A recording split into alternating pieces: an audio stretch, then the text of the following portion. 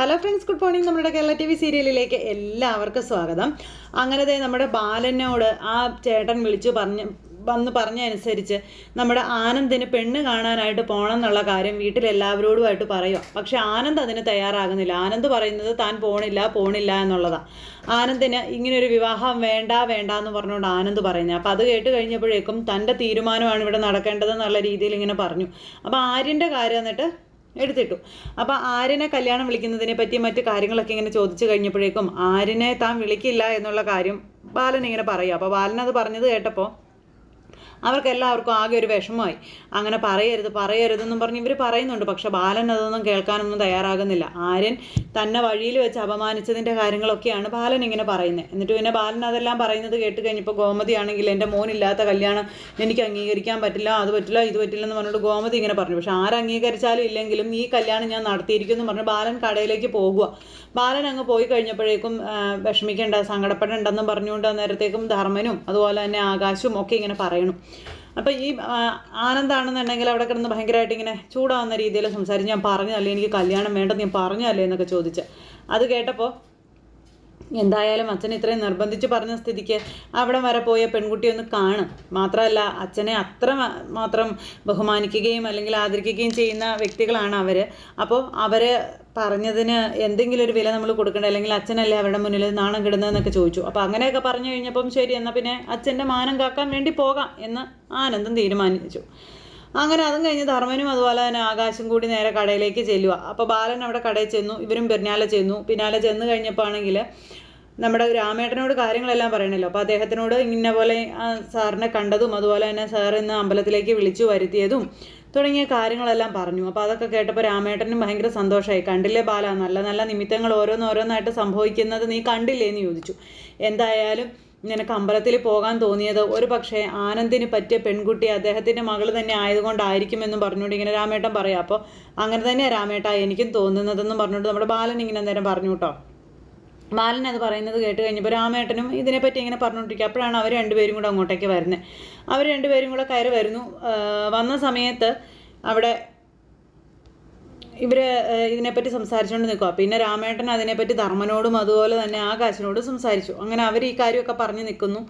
അതെല്ലാം കഴിഞ്ഞ് ഇവർ സംസാരിച്ചിട്ടങ്ങ് അവിടെ കച്ചവടം കാര്യങ്ങളൊക്കെ ആയിട്ടിരിക്കുമ്പോഴാണ് നമ്മുടെ ഗോമതിയുടെ കോള് വരുന്നത്. വീണ്ടും ഗോമതിയുടെ കോള് വരുമ്പോൾ ബാലൻ ഗോമതിയാണല്ലോ, ഇപ്പം ഞാൻ അവിടുന്ന് പോകുന്നല്ലേ ഉള്ളൂ, പിന്നെ എന്തിനാണ് വിളിക്കുന്നതെന്ന് ഓർത്ത് ഫോൺ എടുത്തു. എന്താ ഗോമതി, എന്തെങ്കിലും പ്രശ്നമുണ്ടോ എന്ന് ചോദിച്ചപ്പോൾ അത് പിന്നെ ബാലേട്ടാ ഞാനൊരു കാര്യം ബാലേട്ടനോട് പറയാൻ വിളിച്ചതാണെന്ന് പറഞ്ഞു. എന്താ ഗോമതി, നീ എന്തിനാ മുഖപുര ഇടുന്നതെന്ന് ചോദിച്ചു.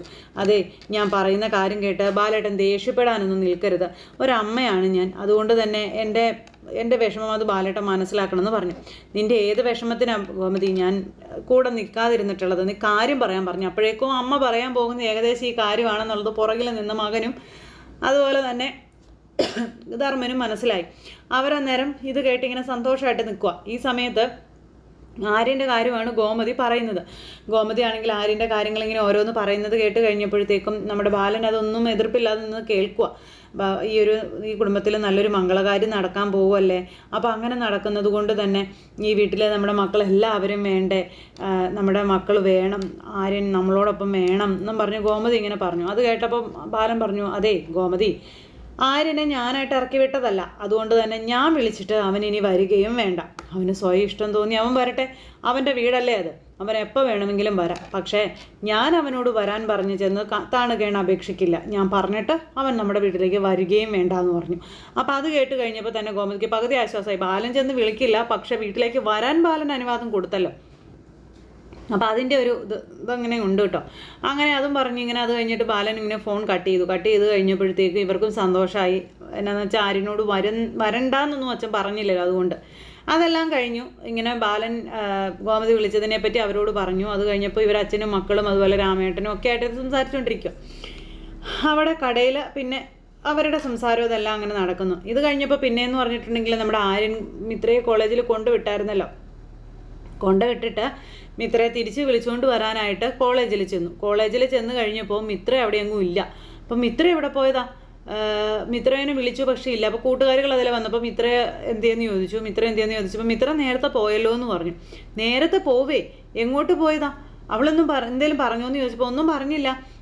ക്ലാസ് കഴിഞ്ഞതേ ഇത്ര നേരത്തെ പോയല്ലോ ആര്യാന്ന് പറഞ്ഞു. അപ്പോൾ ആര്യന് ടെൻഷനായി. ആര്യൻ എന്നിട്ട് ഇങ്ങനെ ഫോൺ വിളിച്ചു. അപ്പോൾ ആര്യനെ വിളിച്ചിട്ടല്ലേ അവൾ വന്നത്. ഞങ്ങൾ വിചാരിച്ചു ആര്യനോട് പറഞ്ഞിട്ടായിരിക്കും എന്ന്. പിന്നെ ആര്യനിരുന്ന് വിളിക്കാൻ തുടങ്ങി. ഫോൺ സ്വിച്ച് ഓഫ്, കിട്ടുന്നില്ല. അപ്പോൾ ശരി എന്നാൽ ഞാൻ പോയി നോക്കട്ടെ എന്നും പറഞ്ഞുകൊണ്ട് ചിലപ്പോൾ വീട്ടിൽ വന്ന് കാണുമെന്നും പറഞ്ഞ് ആര്യൻ അവിടുന്ന് കൂട്ടുകാരികളോട് പറഞ്ഞിട്ട് ഇങ്ങ് പോരുന്ന വഴിക്കാണെങ്കിലോ ആര്യൻ ഇങ്ങനെ അവിടെ ഇവിടെ എല്ലാം നോക്കുന്നുണ്ട്. വണ്ടി നിർത്തി ഇടയ്ക്കിടയ്ക്ക് വിളിക്കുന്നുണ്ട്. അപ്പോഴെല്ലാം ഫോൺ കിട്ടുന്നില്ല. ആര്യനാണെങ്കിലും ടെൻഷനായി. മിഥുൻ എന്ന് പറയുന്നവൻ ഈ വട്ടം കറങ്ങി ഇങ്ങനെ കഴുകനെ പോലെ നടക്കുന്നത് കൊണ്ടേ ആര്യൻ്റെ ഉള്ളിൽ പെടപ്പും തീയും ഇങ്ങനെ ആളി കത്തിക്കൊണ്ടിരിക്കുക. അങ്ങനെ ആര്യനാണെങ്കിലും മിത്രയെ തേടി അലഞ്ഞുകൊണ്ടിരിക്കുക. ഓട്ടം എന്ന് പറഞ്ഞാൽ ഓട്ടം. മിത്രയെ കാണാനില്ല. ആര്യന് ആണെങ്കിൽ ഒരു സമാധാനവും കിട്ടുന്നില്ല. ആര്യന് ആണെങ്കിലും മിത്രയെ കിട്ടാതെ ഇങ്ങനെ കിടന്ന് പേടിച്ച് വിറച്ച് ഓടിക്കൊണ്ടിരിക്കുക. ഇതേ സമയത്ത് നമ്മുടെ മീനുവിന് ഭീഷണിയായിട്ട്, അതായത് മീനു ഏതൊരു ഫയൽ ഒപ്പിട്ട് കൊടുക്കാത്തത് കൊണ്ടാണല്ലോ അച്യുതൻ്റെ ഒന്നും കേസ് കെട്ട് നടക്കാത്തത്. അതുകൊണ്ട് തന്നെ മീനുവിനെ അവിടുന്ന് ആ ജോലിയിൽ നിന്ന് തെറിപ്പിക്കണം.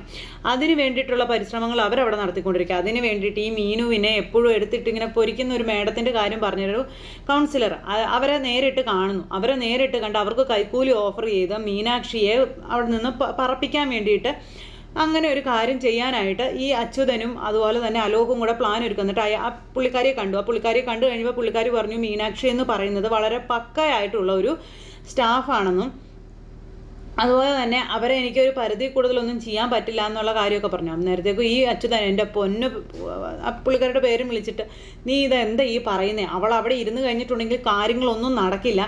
അവളാണെങ്കിൽ എത്ര തവണ ഒരു ഫയലിൻ്റെ പേരും പറഞ്ഞ് ഞങ്ങളെ കയറ്റി ഇറക്കിയെന്ന് അറിയാമോ, ഇതൊന്നും നടക്കുന്ന കാര്യമല്ല. അതെ, ഇത്ര ലക്ഷം രൂപ അങ്ങ് വെച്ച് തരും, എന്ത് വില കൊടുത്തിട്ടാണെങ്കിലും അവളെ ആ കസേരയിൽ നിന്ന് തെറിപ്പിക്കണം.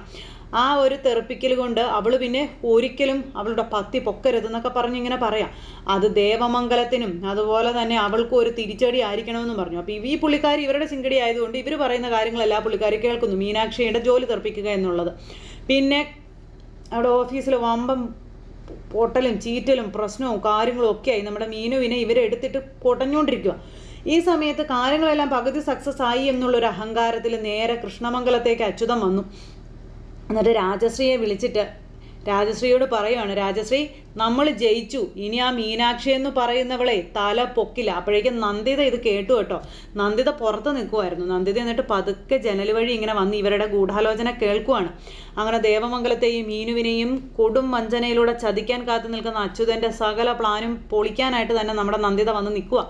എന്നിട്ട് ഇങ്ങനെ അച്യുതൻ ഈ ഒരു കാര്യങ്ങൾ നന്ദിതയോട് രാജശ്രീയോട് പറയുന്നത് നന്ദിത കേൾക്കുവാണ്. അവളിനി ആ ജോലി സ്ഥലത്ത് ഉണ്ടാവില്ല, അവളുടെ ജോലി ഞാൻ തെറിപ്പിക്കും, ഇന്ന ആളെ ഇന്ന പോലെയൊക്കെ കയ്യിലെടുത്തിട്ടുണ്ട്, പൈസ ഓഫർ ചെയ്തിട്ടുണ്ട്, അങ്ങനെ ചെയ്തിട്ടുണ്ട്, ഇത് ചെയ്തിട്ടുണ്ട്, എല്ലാം വള്ളി പുള്ളി തെറ്റാതെ ഭാര്യയോട് പറഞ്ഞ് കേൾപ്പിക്കുക. അപ്പോൾ ഭാര്യ ഇതെല്ലാം കേട്ട് കഴിഞ്ഞപ്പോഴത്തേക്ക് അങ്ങനെ തന്നെ വേണം അച്യുതേട്ടാ, ഇനി അവൾ അഹങ്കരിക്കാൻ പാടില്ല. അവളുടെ ജോലിയുടെ കൊമ്പത്തെ പവർ കാണിച്ചാണല്ലോ അവൾ അവിടെ നിന്ന് ആൾ കളിച്ചുകൊണ്ടിരുന്നത്. ഇനി ആ ജോലിയുടെ പവർ കാണിച്ച് അവൾ നിൽക്കാൻ പാടില്ല, ഇനി അവൾ ആ കസേരയിൽ ഇരിക്കരുതെന്നും പറഞ്ഞ് അങ്ങനെ പറയണു. അങ്ങനെ നമ്മുടെ മീനുവിൻ്റെ ജോലി തെറിപ്പിക്കാനായിട്ട് ഈ ദുഷ്ടക്കൂട്ടങ്ങളെല്ലാം കൂടെ ഒറ്റക്കെട്ടാവുകയാണ്. അപ്പോൾ ഇതൊക്കെ കേട്ടിട്ട് നമ്മുടെ നന്ദിത, ഓഹോ അപ്പോൾ അതാണല്ലേ പ്ലാന്, ഞാൻ ജീവിച്ചിരിക്കുമ്പോൾ എൻ്റെ മകൾ ചെന്ന് കയറിയ കുടുംബത്തെ ദ്രോഹിക്കാൻ ഞാൻ സമ്മതിക്കില്ലെന്നും പറഞ്ഞ് നന്ദിത തന്നെ അങ്ങനെ കടുംപെട്ട് തീരുമാനമായിട്ട് ഇങ്ങനെ നിൽക്കുവാണ്. അച്യുതനൊക്കെ മനസ്സിൽ കാണുമ്പോൾ അത് നന്ദിത മാനത്ത് കാണുന്നു. എന്തൊക്കെയോ തമ്പുരാൻ്റെ കുരുത്തം കൊണ്ട് എല്ലാം നേരിട്ട് കാണാനും കേൾക്കാനും ഒക്കെ പറ്റുന്നുണ്ട് നന്ദിതയ്ക്ക്. അങ്ങനെ അതെല്ലാം കൂടെ പൊട്ടിത്തെറിയും വലിയ പ്രശ്നങ്ങളുമായിട്ട് കൃഷ്ണമംഗലത്ത് ഇങ്ങനെ ഒരു ഭാഗം പൊട്ടിത്തെറി, ഒരു ഭാഗത്ത് ചിരിയും കളിയും സന്തോഷവും വലിയ പടക്കം പൊട്ടിച്ച് ആഘോഷിക്കാനൊക്കെ ഉള്ള ഒരിത്. ഇതെല്ലാം കഴിഞ്ഞ് അവിടെ ഓഫീസിലെ പ്രശ്നങ്ങളും ഇതെല്ലാം കഴിഞ്ഞ് നമ്മുടെ മീനു വീട്ടിലേക്ക് വരും. മീനു വീട്ടിലേക്ക് വന്ന് കയറിയ സമയത്താണെങ്കിൽ അനുക്കുട്ടി അവിടെ ഉണ്ടായിരുന്നു.